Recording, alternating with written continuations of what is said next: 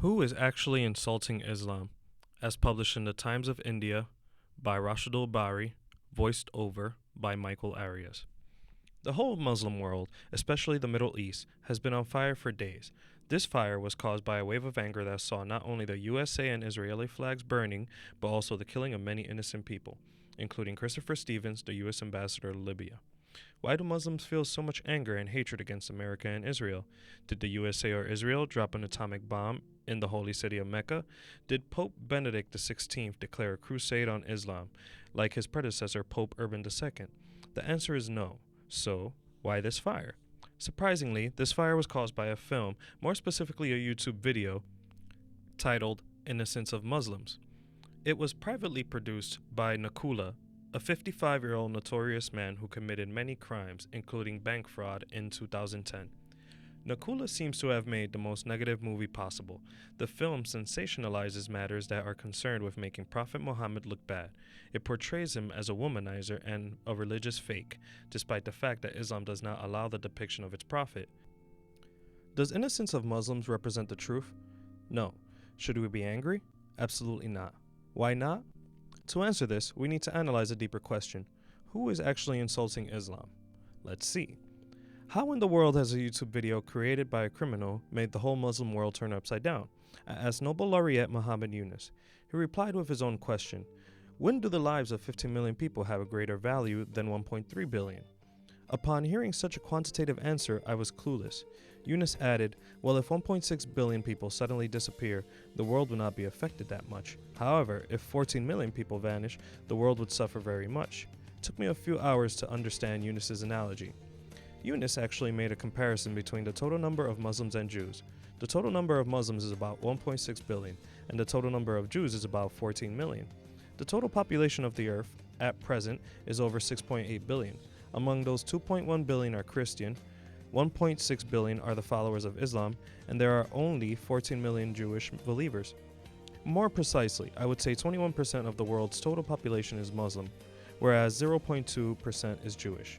In every kind of mathematical problem, a value of 21% is more than 0.2%, so the world would be in catastrophic crisis if 21% of its population suddenly disappeared, rather than 0.2%. After thinking about this, I wondered what point Yunus was trying to make. This reminded me of another Nobel laureate, Abdus Salam.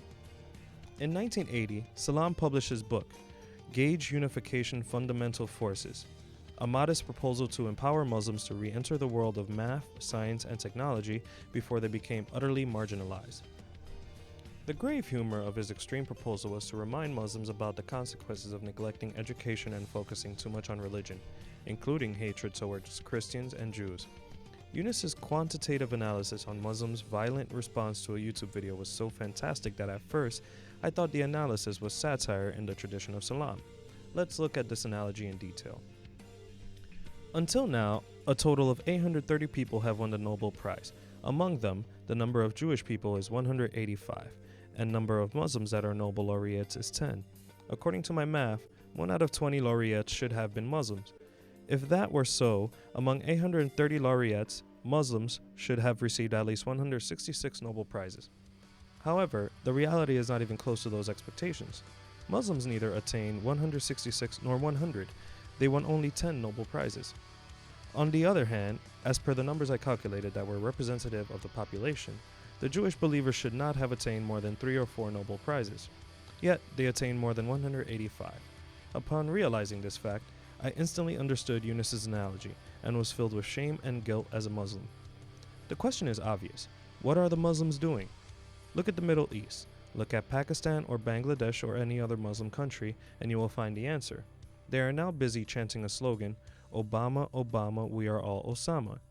I don't think these are Muslim, these are Peter Pans of Islam, the little children who refuse to grow up, said Dr. Daniel Kabat, a theoretical physicist and cosmologist with whom I am collaborating on a physics book. Some of my Muslim brothers in the Middle East, Africa, and Pakistan wrote to newspapers defining the killing of Christopher Stevens as a great lesson for Christians and Jews.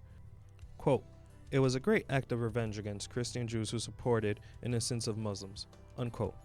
I disagree, not because I like the film, but because I do not care about what sort of message a criminal such as Nakula has spread via a nonsense film. Muslims who killed Stevens and others are completely wrong, because killing is not the way to achieve revenge. For a real retribution, produce Isaac Newton, Albert Einstein, William Shakespeare, or Neil Armstrong. Instead of killing innocent people, send a man to the moon, build schools like Oxford and Harvard in every city, invest in research to find the AIDS vaccine, or win more and more Nobel Prizes each year. However, instead of investing time in research, many Muslims are busy taking revenge by killing more and more Christians and Jews. Wrong strategy. As a result, they are falling behind in math, science, the arts, and technology. Defeating Christians and Jews in these areas would be the greatest retribution. Let's not forget, no one can defeat anyone by killing or through a terrorist attack. Like Hitler, Muslims cannot win this battle no matter how many Christopher Stevens they kill or how many World Trade Centers they destroy. Hence, Muslims are the real loser in the killing of Christopher Stevens. Like September 11, 2001, the darkest day in the history of Islam is September 12, 2012. Who is the winner? Nakula, a criminal and producer of Innocence of Muslims, a film based on a lie. It was not the USA or Israel who made this criminal illustrious around the world. It was the Peter Pans of Islam who actually made him more famous than James Cameron. The Peter Pans of Islam need to grow up before it's too late. This article is titled, Who is Actually Insulting Islam?, as printed in the Times of India by Rashidul Bari, voiced over by Michael Arias.